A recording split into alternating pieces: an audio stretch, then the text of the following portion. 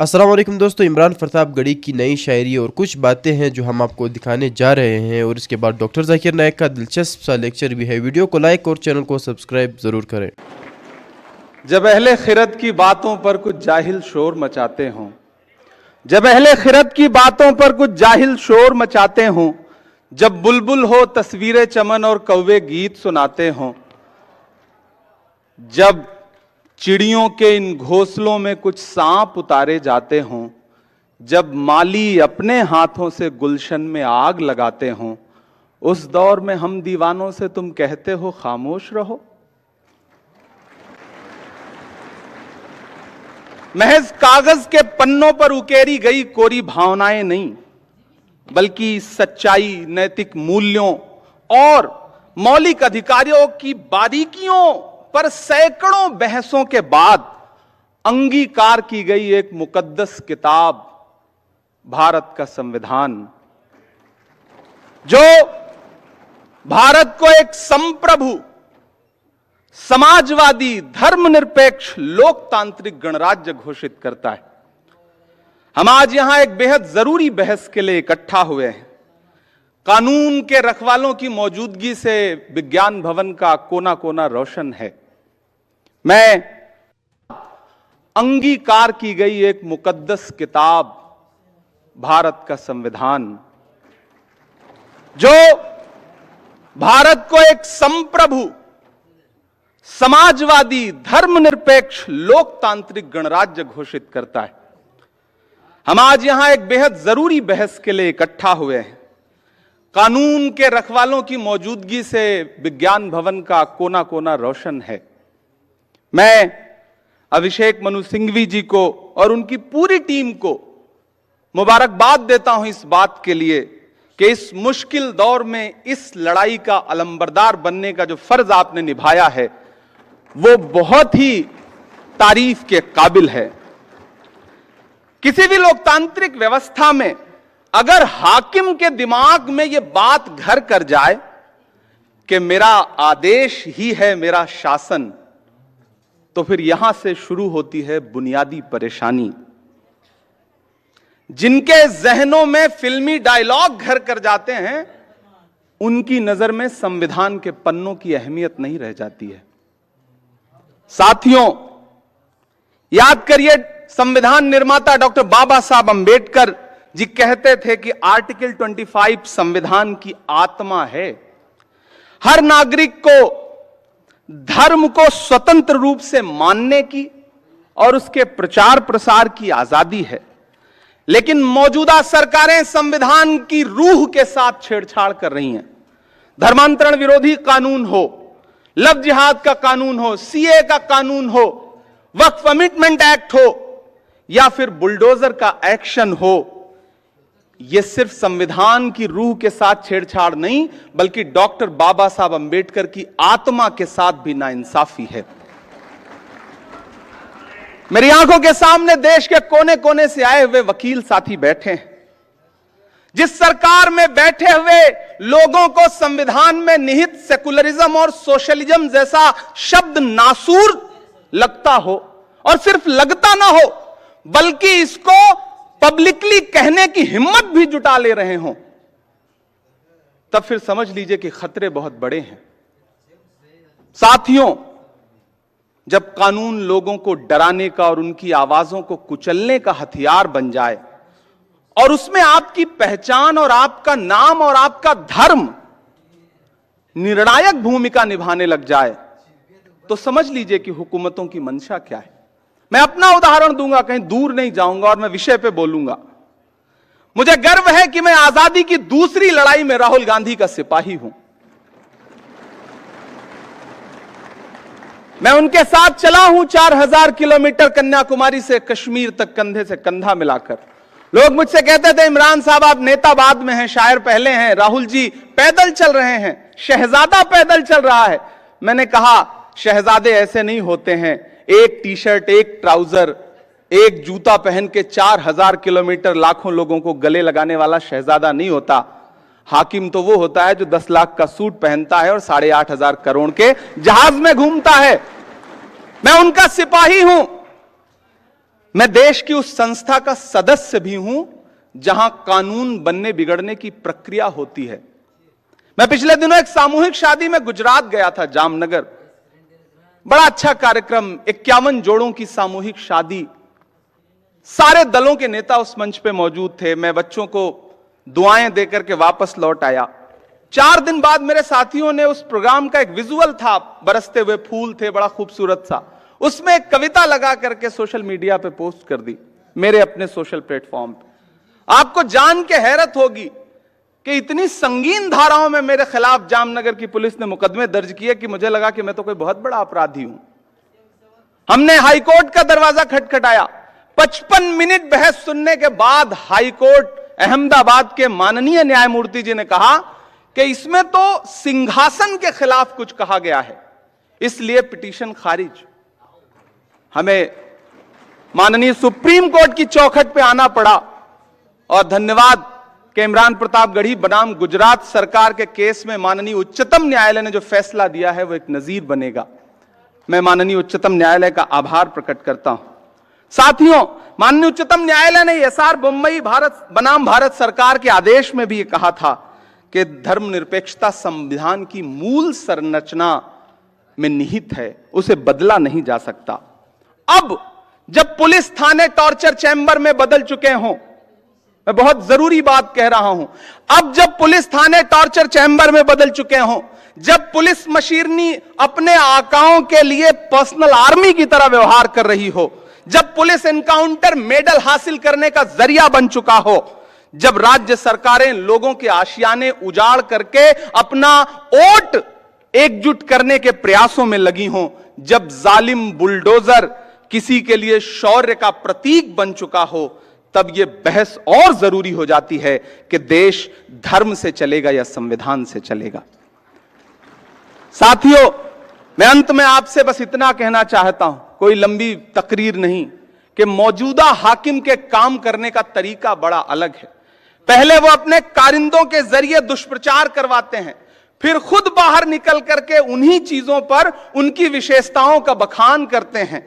आप कैसे भूल सकते हैं कि दशकों से देश की संसद की महत्ता को कोसने वाली पार्टी के प्रधानमंत्री बनकर 2014 में जब नरेंद्र मोदी जी देश की संसद में पहुंचे थे, तो सबसे पहले उन्होंने देश की संसद की सीढ़ियों पे मत्था टेका था।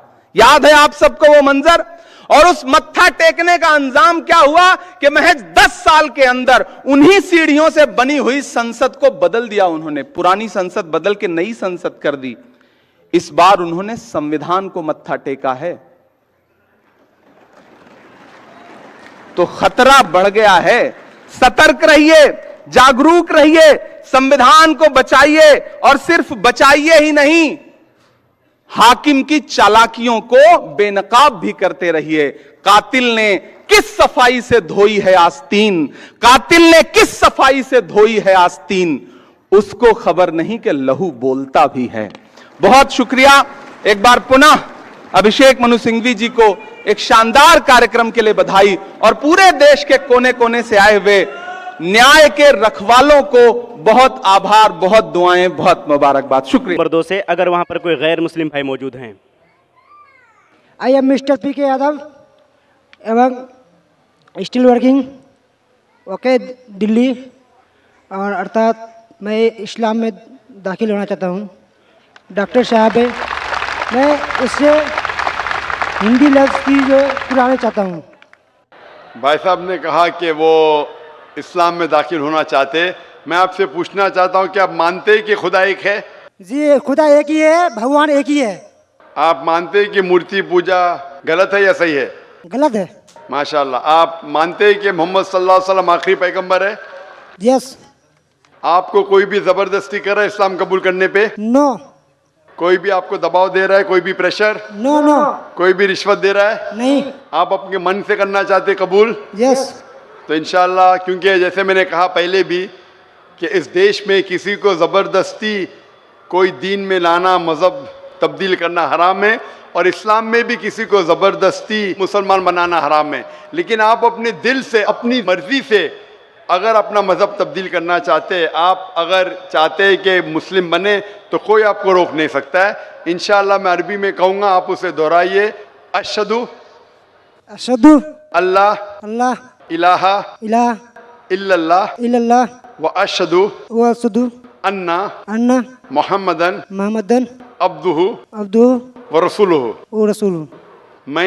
मैं शहादत देता हूँ शहादत देता हूँ कि अल्लाह के अलावा कोई माबूद नहीं माबूद नहीं और मोहम्मद सल्लल्लाहु अलैहि वसल्लम उसके पैगंबर और बंदे हैं। माशाल्लाह, आप मुसलमान हो चुके। यस। और मैं अल्लाह सुब्हानहू तआला से दुआ करूँगा इंशाअल्लाह कि आपको इस दुनिया और आखिरत में बेहतरीन ज़िंदगी दे, और इंशाअल्लाह आपको जन्नत नसीब फरमाएं, और इंशाअल्लाह आपके ज़रिए और लोगों को भी हिदायत दे। जज़ाकल्लाहु खैरन। ये बज़्म मैं है, ये बज़्म मैं है, यहाँ कोताह दस्ती मैं है महरूमी। ये बज़्म मैं है, यहाँ कोताह दस्ती मैं है महरूमी। जो बढ़कर ख़ुद उठा ले हाथ में, मीना उसी का है। अब हम चलते हैं माइक नंबर 3 पर। वहाँ पर अगर कोई गैर मुस्लिम भाई मौजूद हैं तो कर सकते हैं अपना सवाल माइक नंबर 3 से। मेरा नाम देव कुमार साहब उर्फ रंजन, मैं लाइन महावीर स्थान किशनगंज का रहने वाला वार्ड नंबर 17 का व्यक्ति हूँ। खगड़ा में मेरा किराना दुकान का व्यापारी भी हूँ। मेरा सवाल सिर्फ एक है कि सनातन क्या है, सिर्फ सनातन क्या है, मैं यही जानना चाहता, जिसके कारण मैं आपके द्वार पर और यहाँ इजलास महफिल में मैं आपके सामने क्वेश्चन रखा हूँ। भाई साहब ने पूछा है कि सनातन की मानी क्या है। पूरा सनातन धर्म, सनातन मतलब एक ही खुदा में मानना। सनातन धर्म जैसे मैंने कल भी कहा, स्वामी दयानंद सरस्वती ने शुरू किया था। और सनातन धर्म मतलब वो कहते हैं कि अगर आपको जानना है कि ईश्वर क्या है और धर्म क्या है, तो सबसे ऊंची किताब वेद के ऊपर अमल करना चाहिए। तो इनने वेद की तहकीक करने के बाद ये साबित किया कि ईश्वर का डेफिनेशन क्या है, वेद और उपनिषद के जरिए। और जैसे मैंने कल भी कहा और परसों भी कहा कि जब आप पढ़ते छंदोग्य उपनिषद चैप्टर नंबर 6 सेक्शन नंबर 2 श्लोक नंबर 1, एकम एविदित्यम, खुदा एक ही है, भगवान एक है, दूसरा नहीं है, लिखा है श्वेताश्वेतर उपनिषद में चैप्टर नंबर 6 श्लोक नंबर 9, ना चस्य कसिज जनिता न चदीपा। उस ईश्वर, उस भगवान का कोई रब नहीं, कोई वालदेन नहीं। लिखा है श्वेताश्वेतर उपनिषद में चैप्टर नंबर 4 श्लोक नंबर 19, न तस्य प्रतिमा अस्ति, उस ईश्वर की कोई प्रतिमा नहीं। प्रतिमा एक संस्कृत लफ्ज है जिसके मानी है अक्स, picture, photograph, painting, idol, sculpture, statue. उस ईश्वर, उस भगवान की कोई प्रतिमा नहीं, कोई अक्स नहीं, कोई पिक्चर नहीं, कोई पेंटिंग नहीं, कोई फोटोग्राफ नहीं, कोई स्टैच्यू नहीं, कोई आइडल नहीं। यही चीज लिखा है यजुर्वेद के अंदर चैप्टर नंबर 32 श्लोका नंबर 3, न तस्य प्रतिमा अस्ति, उस ईश्वर, उस भगवान की कोई प्रतिमा नहीं, कोई अक्स नहीं, कोई पिक्चर नहीं, कोई पेंटिंग नहीं, कोई स्टैच्यू नहीं, कोई पोर्ट्रेट नहीं। और जो ब्रह्म सूत्र हिंदुइज्म का, एकम ब्रह्म द्वितीया नास्ते नैना नास्ते किंचन, भगवान एक ही है, दूसरा नहीं है, नहीं है, नहीं है, जरा भी नहीं है। तो अगर आप ये जान ले कि भगवान एक है, उसका अक्स नहीं है और सिर्फ उसी की इबादत करना चाहिए, ये मेन ऑब्जेक्टिव है सनातन धर्म का। तो आप समझ चुके सनातन धर्म क्या है भाई साहब? फिलहाल कुछ बोलना चाहेंगे? हाँ बोलिए भाई साहब। सनातन धर्म एक सनातन धर्म नहीं होता, जो मानव जन्म में, मानव रूप में इस धरती पे आता है वो सनातन होता है। और सनातन का कोई धर्म नहीं होता। भगवान एक होते हैं, उसकी शाखाएं होते हैं। जैसे एक वृक्ष पे उसके टहनियाँ होती है, उसके पत्ते होते हैं, उनमें फल होते हैं, उसी तरह धर्म में भी सनातन, हर व्यक्ति इस धरती पे जो भी जन्म लिया है वो सनातन है। उसका ऊपर वाले को मानने वाला जो व्यक्ति होता है उसकी शाखाएं अनेक होते हैं। भाई साहब, भाई साहब, ईसाई है, भाई साहब, जो भी आप बात करते हैं, मैं जो बात करता हूँ हवाला देता हूँ, वेद यजुर्वेद चैप्टर 32 श्लोक नंबर 3। कुछ भी बोलूँ, मैं बोलूँ 2 + 2 5, 2 + 2 6, तो मुझे हवाला तो देना पड़ेगा ना। आप जो बोल रहे कुछ कुछ लिखा है मनुस्मृति, इसके अंदर जानता हूँ मैं जो बात कर रहा हवाला दे के एकदम ब्रीफ में कह रहा हूँ। आप जो बोल रहे, मैं ये नहीं जानना चाहता हूँ आप क्या मानते हैं। इसीलिए मैंने कहा कि धर्म को जानने के लिए धर्म के मानने वालों को मत देखो, धर्म के शास्त्रों को देखो। तो मैं यह सुनने के लिए नहीं आया हूं आप क्या मानते हैं सनातन धर्म में। मैं ये जानना चाहता हूं आपकी धार्मिक किताबें क्या कहती है। अगर मैं हर एक की बात सुनने लगूं, या लाखों लोग हैं, 5 से 10 लाख का मजमा है, कि वो क्या कहना चाहता है, तो फायदा क्या है। आप समझ रहे ना। तो जो भी आप जवाब देते हैं, अगर आप कहते हैं तो आप हवाला भी दो। आप हवाला दो भगवत गीता का, उपनिषद का, वेद का, फिर बात करो। खाली बात करने में क्या फायदा। हवाला दीजिए, बात कीजिए, फिर आपको पता चलेगा क्या सही और क्या गलत है। अब हम चलते हैं माइक नंबर 4। अगर कोई वहाँ पर गैर मुस्लिम खातून है, गैर मुस्लिम बहन है, तो माइक नंबर 4 से अपना सवाल वो कर सकती हैं। मेरा नाम डॉक्टर श्वेता है और मैं कटिहार से बिलोंग करती हूँ। और मैं जाकिर साहब से पूछना चाहूँगी कि मैंने 10 साल से पीस टीवी देख रही हूँ और मुझे खुशी है कि आज मैं उनसे रूबरू हो रही हूँ। और सबसे पहला सवाल ये है कि ऊपर वाला जब सबको, चाहे वो हिंदू हो, मुस्लिम हो, सिख हो, ईसाई हो, सबको बनाया, तो फिर सबसे ज़्यादा मुस्लिमों को क्यों हिकारत की निगाह से अदर्स रिलीजन्स वाले देखते हैं, रीजन क्या है। दूसरा सवाल ये है कि ऊपर वाला एक है, ये सभी जानते हैं, हिंदू मुस्लिम जो भी धर्म से बिलोंग करते हैं, लेकिन फिर भी वो क्यों मतलब ये नहीं समझ पाते कि ऊपर वाला एक है या ईश्वर एक है या गॉड एक है। क्यों कन्फ्यूजन में वो अपनी ज़िंदगी बिताते रह जाते हैं। बहन के 2 सवाल है। सवाल के पहले उन्होंने कहा कि वो पीस टीवी 2006 से देख रहे हैं और टेलीविज़न पे मुझे और कई सालों पहले से देख रहे हैं। उनका सवाल है कि बाकी लोग मुसलमान को ऐसी गलत नज़र से क्यों देखते, ये पहला सवाल। और दूसरा सवाल कि सब मज़हब वाले जब जानते खुदा एक है तो एक खुदा में क्यों नहीं मानते। इनके 2 सवाल है। बहन, पहला सवाल जो आपका था कि लोग मुसलमान को गलत नज़र से क्यों देखते, इसकी मेन वजह है, जैसे मैंने पहले कहा, वो है मीडिया। आज मीडिया, जैसे मैंने कहा, सबसे ताकतवर टूल है, सबसे ताकतवर हथियार है। मीडिया आज एक हीरो को विलन बना सकता है, विलन को हीरो बना सकता है, दिन को रात, रात को दिन। तो ये मीडिया का खेल है, बहुत आसान है। जैसे मैंने कहा ना यूके में क्या हुआ, तो उसी तरीके से आज पहले जो था अमेरिका को डर था रशिया से, अभी रशिया चली गई। अभी खौफ है इस्लाम से कि अमन फैलेगा तो जो गलत काम कर रहे हैं वो मुमकिन ही नहीं। अगर अमन सब जगह फैलेगा, कुछ लोग नहीं चाहते अमन फैले, क्योंकि अमन जब फैलेगा तो उनके धंधे में नुकसान होगा। क्योंकि कुछ लोग के धंधे जब ही चलते हैं जब अमन नहीं है। फ़ायदा होता है ना, झगड़ा बिगड़ा हो तो उनका फ़ायदा होता है। तो हर इंसान नहीं चाहता है अमन हो। बात करेंगे अमन की, वॉर फॉर पीस, एक्चुअली कर रहे वॉर ऑन पीस। हम जंग लड़ रहे अमन के लिए, वो अमन के लिए नहीं जंग लड़ रहे हैं, अमन को खत्म करने के लिए जंग लड़ रहे। Not war for peace, war on peace. अमन को कायम करने के लिए जंग नहीं लड़ रहे, अमन को खत्म करने के लिए जंग लड़ रहे। तो ये मीडिया है बहन, मीडिया इतना पावरफुल है। इसीलिए मैं कहता हूँ मुसलमान मीडिया में पीछे है, हमको मीडिया के जरिए सही पैगाम पहुँचाना चाहिए। बहन, आप देख रहे पीस टीवी 6 साल से पहले, उसके पहले आपने दिगर चैनल पे मुझे देखा। मैं पूछना चाहता हूँ आपसे, आपको कैसा लगता है इस्लाम का मतलब पीस टीवी देखने के बाद? आपके क्या ख्यालात है इस्लाम के बारे में? मैं बचपन से ही एक चीज़ के खिलाफ रही हूँ कि मूर्ति पूजा, जो कि हमें कभी भी पसंद नहीं पड़ा। जो ऊपर वाला हमें बनाया, तो हम जिसको बना के पूछते हैं उसमें शक्ति कैसे हो सकती है, फर्स्ट।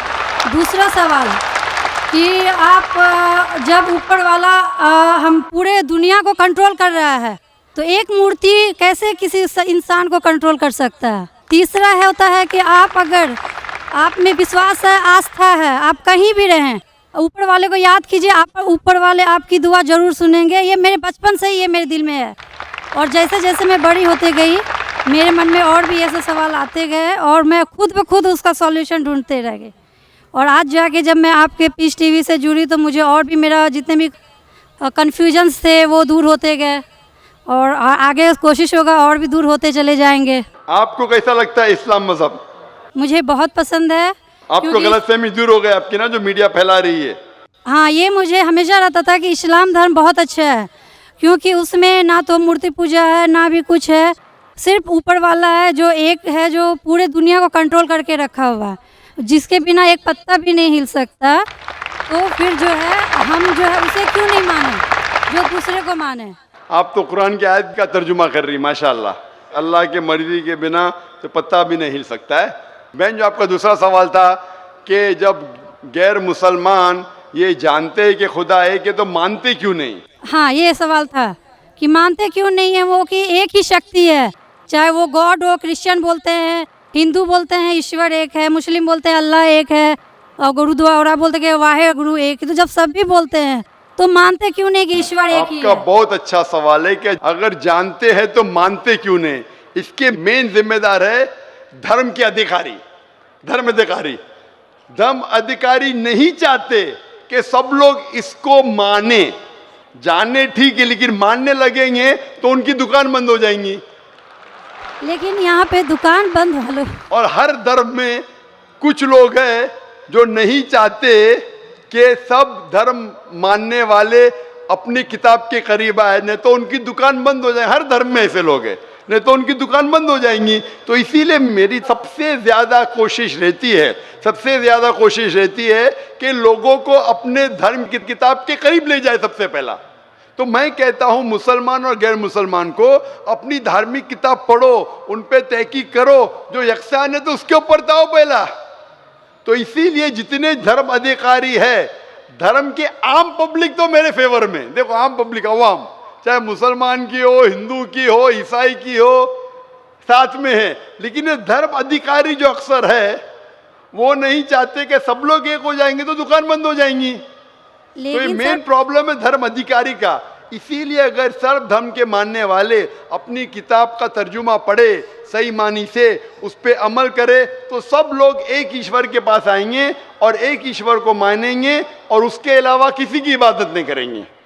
उसके बावजूद भी सब कोई क्रॉस क्यों करता है इस्लामिक धर्म को, जानते हुए भी कि ये सबसे अच्छा धर्म है, सब रास्ता सब एक है, इसमें ना कोई ये है दिखावा है, ना कोई आपका इसमें ओल झोल टाइप का कोई भी प्रॉपर्टी नहीं होती है कि ये बाजा वाजा ये वो। फिर भी क्यों नहीं करते? बहन, क्योंकि आप पीस टीवी देख चुके हैं, तो आप पीस टीवी देखने के बाद आपको यकीन हो गया है कि सही इस्लाम क्या है। बाकी चैनल सही इस्लाम नहीं दिखा रही। बाकी चैनल दिखाते हैं कि मुसलमान टेररिस्ट है, मुसलमान दहशतगर्द है, मुसलमान जलील करते, मुसलमान ये करते, खवातीन को हक नहीं देते।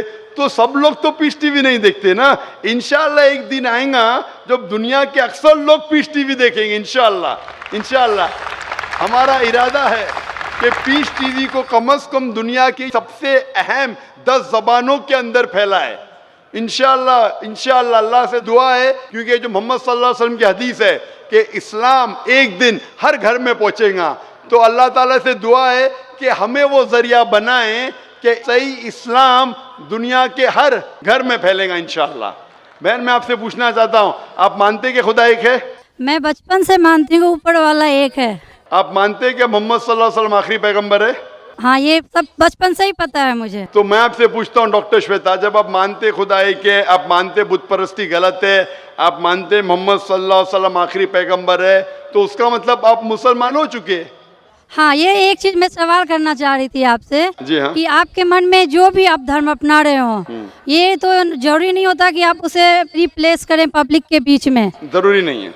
और अगर आप मन से मानते हैं तो, और ऊपर वाला जान रहा है कि आप क्या हैं, और ऊपर वाले को ही मानते हुए सारा चीज़ फॉलो कर रहे हैं, तो क्या जरूरी होता है कि मुस्लिम बताए ही कि हम मुस्लिम हैं?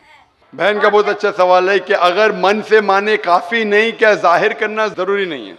अगर आपको कोई तकलीफ हो रही है, मिसाल के तौर पे अगर आपको शक लगता है कि अगर मैं जाहिर करूं तो मेरी ज़िंदगी खतरे में है, और ये टॉपिक के ऊपर भी है। अगर आपको लगता है कि मेरी जान खतरे में है, ऐसे माहौल में है, ऐसे इलाके में आप है, 99% से ज़्यादा गैर मुस्लिम हैं और जंग का माहौल है और पता चल जाएगा मैं मुस्लिम हूँ, तो कुरान की आयतें, अगर आपकी जान खतरे में है तो आप शिर्क भी कर सकते हैं, लेकिन दिल में ईमान होना चाहिए। मतलब अगर कोई पूछे कि तुम मुशरिक हो, आपको पता है आपकी जान खतरे में, आप हाँ कह सकते हैं, लेकिन आपके दिल में ईमान होना चाहिए। तो अल्लाह ताला इजाजत देते हैं कि अगर आपकी जान खतरे में है, कोई बंदूक रखता है सिर पे और बोला कौन है तुम, अगर तुम बोले हाँ मैं मुशरिक हूं, लेकिन दिल में ईमान है कि अल्लाह एक है, तो आप गुनहगार नहीं। तो अगर आपको डर है कि आपके इज़हार करने की वजह से आपकी जान खतरे में है या कुछ तकलीफ आ सकती, तो मत इज़हार करो। लेकिन इज़हार करने से फॉलो करना आसान है। जो शख्स इज़हार करता है वो फॉलो भी करेगा। अगर इज़हार नहीं करेगा, बोलता मैं मुसलमान हूं, अगर उसके जान का खतरा है तो कोई हर्ज नहीं, उसके दिल उसके बीच में और खुदा के बीच में इज़हार करने की ज़रूरत नहीं। लेकिन जान का खतरा नहीं है, फिर भी बोलते हैं नहीं मैं जान का खतरा नहीं है, मुझे कोई तकलीफ नहीं, छोटी मोटी तकलीफ है, इसलिए मैंने इज़हार करूँगा। फिर क्या होगा, फिर उसको अमल करना मुश्किल होगा। अगर छोटी मोटी तकलीफ है तो इज़हार करना चाहिए, क्योंकि उसको अमल करने में आसानी होगी, नमाज पढ़ने में आसानी होगी, रोज़ा रखने में आसानी होगी। अगर कबूल नहीं करेंगे तो मुश्किलात और बढ़ेंगी। लेकिन अगर मुश्किलात इतनी हैं कि आपको जान का खतरा है, तो आप माइक्रोफोन पे भी नहीं आती थी। मैं भी फील्ड में हूँ ना बहन, अगर आपको जान का खतरा होता था तो माइक्रोफोन पे आके आप बोलती भी नहीं थी कि मैं बुत परिस्थिति के खिलाफ हूँ, मैं खुदा में मानती हूँ। जब इतना बोल दिए तो मुझे यकीन है आपके जान का खतरा नहीं है। मैं भी फील्ड का हूँ ना, आप डॉक्टर है, मैं भी डॉक्टर हूँ। आप कौन से डॉक्टर है पता नहीं, मैं जिस्म का डॉक्टर हूँ। आप पीएचडी डॉक्टर है क्या, मेडिकल डॉक्टर है, कौन से डॉक्टर है बहन आप? डेंटिस्ट है, माशाल्लाह, करीब पेशा है। मैं मेडिकल डॉक्टर एमबीबीएस हूँ, आप डेंटिस्ट है। आपको कैसे पता चलता है दांत में दर्द हो रहा है तो क्या प्रॉब्लम है, बराबर ना? तो वैसा मुझे भी थोड़ा थोड़ा पता चल जाता। मैं जिस्म के डॉक्टर के अलावा रूहानी डॉक्टर भी हूँ माशाल्लाह। तो मुझे पता है आपको जान का खतरा नहीं है। तो जान का खतरा नहीं है तो मेरी ये राय है, इज़हार करने से आपको अमल करने में और आसानी होगी। ये मुझे पता है। पता आपको ना? हाँ। तो आपको जान का खतरा है? अब मैं अभी क्लियर नहीं कर सकती कुछ भी आपसे। और एक लास्ट सवाल ठीक है पूछना इंशाल्लाह, चाहती हूँ लेकिन आपसे। आप मेरे नजदीक आप मुस्लिम हैं, इंशाल्लाह अल्लाह आपको और हिदायत दे जानने के लिए और अमल करने के लिए भी बहन। और एक लास्ट क्वेश्चन पूछना चाहती हूँ आपसे। जी हाँ, पूछे डॉक्टर जब श्वेता। ऊपर वाले सबको नीचे भेजे तो फिर नीचे डिवाइड क्यों किया गया कि सब अलग अलग धर्म में बिलोंग करने लगे? ये सवाल कल पूछा गया था मुझसे कि ऊपर वाला जब एक है तो नीचे वालों को डिवाइड क्यों किया है अलग अलग? अल्लाह ने, खुदा ने, भगवान ने एक ही धर्म भेजा है, एक ही दीन। कुरान में लिखा है सूरह अल इमरान में सूरह नंबर 3 आयत नंबर 19 में, इन्नद्दीन इंदल्लाहिल इस्लाम, के अल्लाह के नज़दीक एक ही दीन, एक ही मज़हब सही है, वो है इस्लाम, जिसके मानी है अमन शांति हासिल करना अल्लाह के पैगाम पे अमल करने के बाद। तो जो भी अल्लाह खुदा ईश्वर के पैगाम पे अमल करता है और अमन हासिल करता है, उसे अरबी में कहते मुस्लिम। लेकिन क्या हो गया कि क्योंकि खुदा ने बहुत से पैगाम भेजे और जितने पैगाम पहले आए थे वो महदूद थे एक ग्रोह के लिए, और वो पैगाम वैलिड था एक वक्त के लिए, क्योंकि खुदा जो सब कुछ जानता है, वो जानता है कि 1400 साल पहले इंसान पूरे पैगाम को हजम कर सकेगा, समझ सकेगा। इसीलिए 1400 साल पहले कुरान भेजा। जितनी पहले किताबें भेजे वो वक्त के दौरान बदलते गए, लोग ने बदले, और खुदा ने उसे महफूज रखना सही नहीं समझा क्योंकि ज़रूरत नहीं थी। अल्लाह ने, खुदा ने, भगवान ने वो पहले पैगाम जो महदूद थे उसे महफूज रखने की ज़रूरत नहीं समझी। लेकिन क्योंकि आखिरी पैगाम कुरान 1400 साल पहले जब भेजा, कुरान में अल्लाह लिखते हैं सूरह हिजर में सूरह 15 आयत नंबर 9 में कि हमने कुरान नाजिल किया है और हम इसे महफूज रखेंगे, क्योंकि ये आखिरी पैगाम है, इसके बाद कोई पैगाम नहीं आने वाला है। इसीलिए वो सिर्फ एक ग्रोह के लिए नहीं है, सिर्फ मुसलमान के लिए नहीं, सिर्फ अरबों के लिए नहीं, सारे इंसानों के लिए, और सिर्फ एक वक्त के लिए महदूद नहीं, ता क़यामत है। क्योंकि इसके बाद कोई पैगाम नहीं आने वाला, ये पैगाम को कोई बदल सकता ही नहीं। इसीलिए जितने पुराने पैगाम हैं, बदलने के बावजूद उनमें जो मेन बात है, जो असल बात है तौहीद की कि खुदा एक है, उसके अलावा कोई माबूद नहीं, और बुत परस्ती नहीं करना चाहिए, मूर्ति पूजा नहीं करना चाहिए, सारे मजहब की किताबों में मौजूद है। वो अलग बात है कि धर्म अधिकारी इनको आम नहीं करते अपने लोगों के सामने, इसलिए लोग को गलत फहमी है कि जाकिर सिर्फ अपनी मजहब की बात कर रहा है। अरे मैं उनकी मजहब की बात भी कर रहा हूं। तो लोग जब तहकीक करने लगते हैं तो पता लगता है कि ये तो सही बात कर रहा है। तो एक चीज अल्लाह ने किया है, अल्हम्दुलिल्लाह, भगवान ने, ईश्वर ने, कि ये मेन पैगाम तौहीद का महफूज रखा है, और इसमें यह भी महफूज रखा है कि आखिरी पैगंबर आने वाले मोहम्मद सल्लल्लाहु अलैहि वसल्लम है। Hope that answers the question sister. अब हम फिर लौट आते हैं माइक नंबर 1 पर। माइक नंबर 1 पर अगर कोई गैर मुस्लिम भाई मौजूद हैं तो कर सकते हैं अपना सवाल।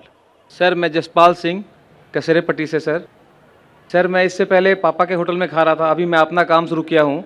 तो मैं ये जानना चाह रहा हूँ कि हमारे में ये है कि आप अपनी कमाई का 10वां हिस्सा उन लोगों को देंगे जो चाहे सरदार हो या अदर कोई भी कास्ट के हो, तो जो उस लायक हैं उसको आप देंगे। तो सर मैं काम अभी शुरू किया हूँ, तो मैं ये जानना चाह रहा हूँ, तो अभी ये सरकार की तरफ से नियम है कि टैक्स भी हमें देना है अपनी इनकम का, तो इनकम का टैक्स जो देना है वो 10 में से क्या करना है उसका थोड़ा जानना चाहता हूँ सर। भाई का सवाल है कि उन्हें धंधा अलग किया अपने वालिद से और उनके मजहब में, और सही फरमाते कि 10वां हिस्सा 1/10 वो चैरिटी में देना चाहिए लोग को। तो ये पूछते हैं जो गवर्नमेंट टैक्स लेती है क्या वो चैरिटी में गिना जा सकता है? वो गवर्नमेंट अगर टैक्स लेती है और आपके मजहब के हिसाब से खर्चा करती है तो सही है, कोई भी गवर्नमेंट। बाद में मैं हिंदुस्तान पे आता हूँ। मिसाल के तौर पे कई मुस्लिम गवर्नमेंट है जो पूरे दुनिया में जो ज़कात लेती है अपने नागरिक से, लेकिन कुरान के हिसाब से खर्चा नहीं करती है, तो गलत है। लेकिन बहुत से मुसलमान मुल्क है जो ज़कात काटती है अपने नागरिक से और कुरान और हदीस के मुताबिक खर्चा करती है, तो फिर आपको फिर से ज़कात देने की ज़रूरत नहीं। हमारे इस्लाम में 10% कमाई का नहीं, 2.5% बचत का, और 2.5% बचत का अक्सर 10% कमाई से ज़्यादा होता है। क्योंकि अगर एक इंसान जब बचाने लगता है, गरीब इंसान के लिए कम है, गरीब इंसान के लिए 2.5% बचत 10% कमाई से कम है। एक आदमी जो कमाता है 10,000, 20,000, 50,000 रुपया, वो कमा के घर खरीदता है, तो घर तो उसकी बचत नहीं हुई। बचत मतलब जो आम जरूरत के अलावा जो बचत होती है उसका इस्लाम में 2.5% देना चाहिए। यानी उसका मतलब 85 ग्राम सोने से ज्यादा बचत आपके पास है तो आपको ज़कात देने का।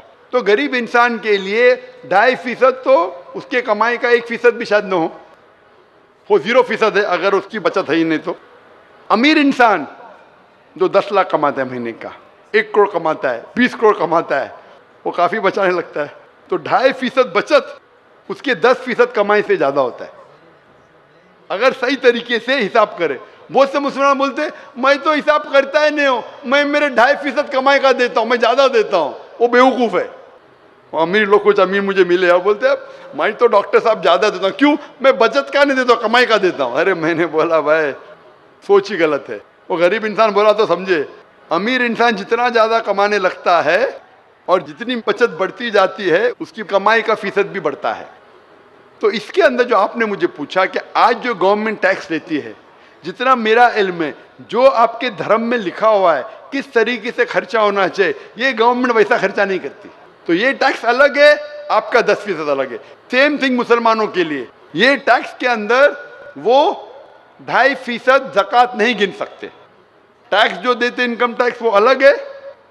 इनकम टैक्स देने के बाद जो अपनी बचत होती है आपकी जायदाद की, मुसलमान 2.5% निसाब के ऊपर जो है वो देना चाहिए। आपको जो कमाई का 10% देने का है तो आपको देना ही पड़ेगा। टैक्स अलग है क्योंकि टैक्स जो गवर्नमेंट खर्चा करती है, आपका सिखिज्म, आपका सिख धर्म जो कहता है वो गवर्नमेंट वैसा खर्चा नहीं करती है। तो आप क्योंकि इंडियन सिटीजन है और सिख भी है, आपको 10% भी देना है, टैक्स भी देना है। सेम चीज मुसलमान के लिए 2.5% ज़कात भी देना है अगर आप ज़कात के हकदार है, और टैक्स भी देना है अगर आप टैक्स के हकदार है। सर मैं बिजनेस के लिए सर बैंक गया था सर, तो सर वहाँ हमने एक लोन के लिए अप्लाई किया था।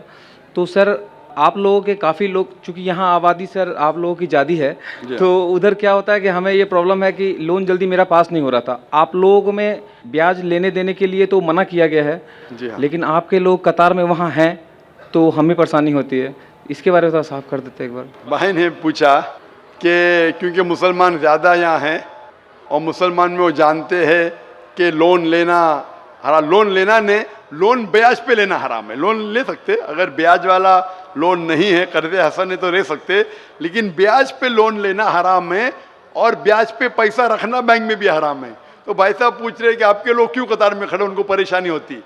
एक चीज़ है, इन लोग गलती कर रहे, लेकिन आप अगर लोन नहीं ले पाते आपको खुश होना चाहिए।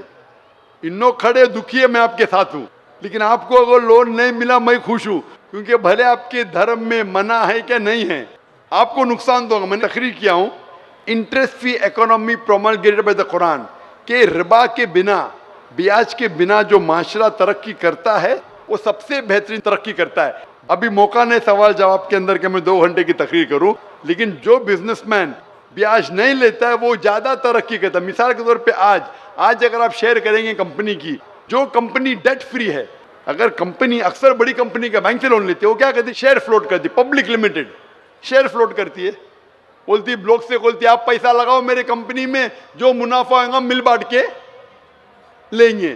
तो ये कंपनी के लिए भी अच्छा है, लोग के लिए भी अच्छा है। ये जो ब्याज के वजह से अमीर आदमी और अमीर होता है, गरीब आदमी और गरीब होता है, अमीर आदमी और अमीर होता है, गरीब आदमी और गरीब होता है। इसीलिए ब्याज एक नासूर है माशरे के लिए। जो 2008 में जो क्राइसिस हुए थे, इकोनॉमिक क्राइसिस, पता है ना, सिटी बैंक, लीमैन ब्रदर्स, आप बिजनेसमैन तो जानते हैं ना, लीमैन ब्रदर्स का नाम सुनेंगे, सिटी बैंक, जो 2008 में 4 साल पहले पूरा डिबैकल हुआ, पूरा गिरने लगा ब्याज की वजह से।